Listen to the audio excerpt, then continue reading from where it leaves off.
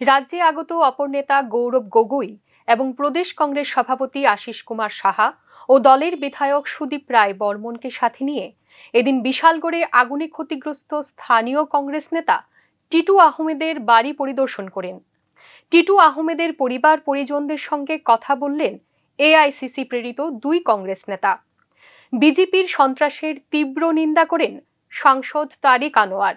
তিনি জানান, প্রধান বিরোধী দল হিসেবে কংগ্রেস সংসদের উভয় কক্ষে তুলে ধরবে राज्य पद्म शिविर सन्त्रास चित्र। वहाँ भी उठाए गए, हमारे प्रदेश अध्यक्ष और तमाम जो हमारे साथी हैं वो लोग उठाए गए, और दिल्ली में लोकसभा में हमारे विपक्ष के नेता और डिप्टी लीडर गोगोई जी आए हैं, वो भी इस मामले को उठाए। राज्य व्यापक सन्त्रास करे বিজেপি দল মানুষের গণতান্ত্রিক অধিকারকে নষ্ট করে চলছে বলে এদিন ক্ষোভের সঙ্গে অভিযোগ করেন এআইসিসি নেতারা।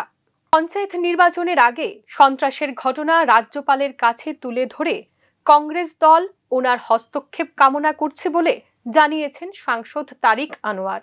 প্রসঙ্গত, টিটু আহমেদের বাড়িতে আগুন লাগাবার ঘটনায় এখনো পর্যন্ত কাউকে আটক করতে পারেনি স্থানীয় পুলিশ।